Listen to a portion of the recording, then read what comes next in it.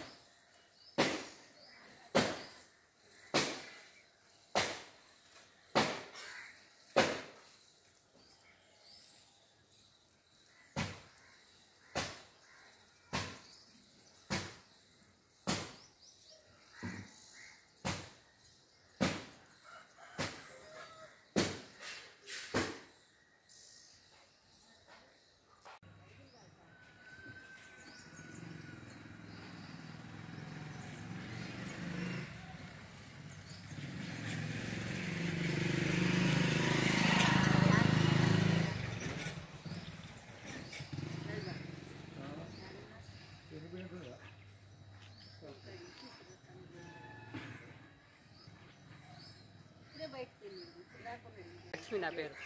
ఈ ఇబ్బంది అవుతుంది. ఏది మునుపు సంతకాలు పెడితే కూడా ఓరు పట్టించుకోలేదు. ఆడ పెట్టొచ్చారు, మళ్ళీ అమ్మటే వేరే డబ్బులు ఇస్తారు, ఒక పక్క దొరుకుతారు. ఏంగా మన పేరుతున్నాయి, ఊరికి ఫీజు కొట్టేస్తుంది. ఇబ్బంది అవుతుంది మా గోడ్లకైనా మా పిల్లగాళ్ళకైనా ఇంట్లో ఎఫెక్ట్ అవుతుంది. మంచి ఊరు పెట్టేయాలి ఇంట్లో, ఇక్కడ ఊళ్ళో ఉండకూడదు. ఈ ప్రమాదంగా పిల్లగాళ్ళకైనా ఈ స్కూల్ కూడా పక్కనే అయినా పిల్లగాళ్ళు ఇబ్బందే పడుతుండే. పాపిరెడ్డి, నేను ఇక్కడ నవభారతి పాఠశాలని 20 సంవత్సరాలుగా నడుపుతున్నాను.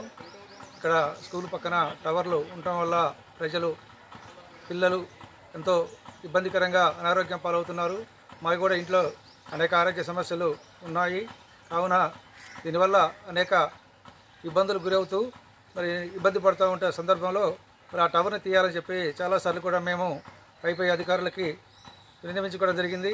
అయినా కూడా వాళ్ళు ఆ విధంగా కొనసాగిస్తున్నారు. అదేవిధంగా ఇప్పుడు మళ్ళీ ఏదో కింద ఒక పిల్లరు ఖరాబ్ అయిందని చెప్పని మళ్ళీ కొత్త టవర్ కోసం పక్కన మాకు స్కూల్కి 5 అడుగుల దూరంలో మరి పిల్లర్ని గుంటలు తీసి మరి ప్రారంభిస్తున్నారు.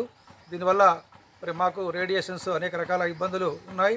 కాబట్టి ఎట్టి పరిస్థితుల్లో కూడా మరి ఉన్నతాధికారులు పరిశీలించి వీళ్ళకి ఎటువంటి పర్మిషన్ లేకుండా ఉన్నదాన్ని కూడా అది ఎప్పుడు కూలుద్దో తెలియదు, అది కూలడానికి ప్రమాదకరంగా ఉందని చెప్తూ ఉన్నారు. మరి దీన్ని వెంటనే తొలగించి ప్రజల ఆరోగ్యాన్ని మరి అందరినీ కాపాడవలసిందిగా కోరుతూ పై ఉన్నతాధికారులకి మరి గ్రామ పంచాయతీ వారికి మరియు కలెక్టర్ గారికి ఇంకా ఉన్నతాధికారులందరికీ కూడా విన్నవించుకోవడం జరుగుతుంది.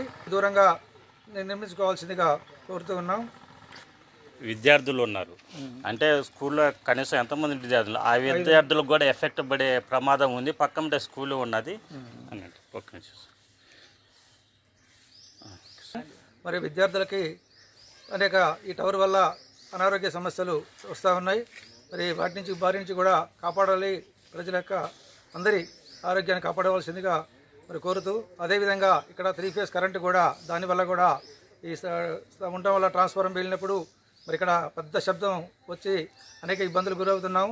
అదేవిధంగా కరెంటు పోయినప్పుడు కూడా ఆ జనరేటర్ సౌండ్కి మాకు నిద్రపట్టక అనేక ఇబ్బందులు ఎదురవుతూ ఉన్నాయి. కాబట్టి వెంటనే దీన్ని తొలగించవలసిందిగా కోరుతూ మరి కొత్త వాటికి ఎటువంటి పర్మిషన్ ఇవ్వకూడదని చెప్పి పై ఉన్నతాధికారులందరికీ తెలియజేస్తూ ఉన్నాం.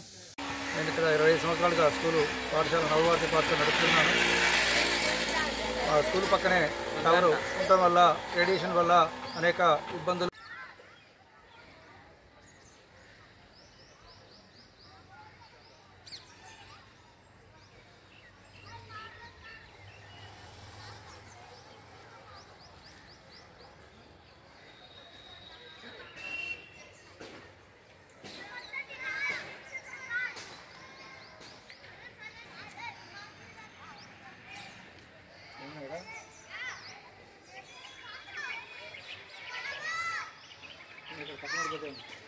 పక్కన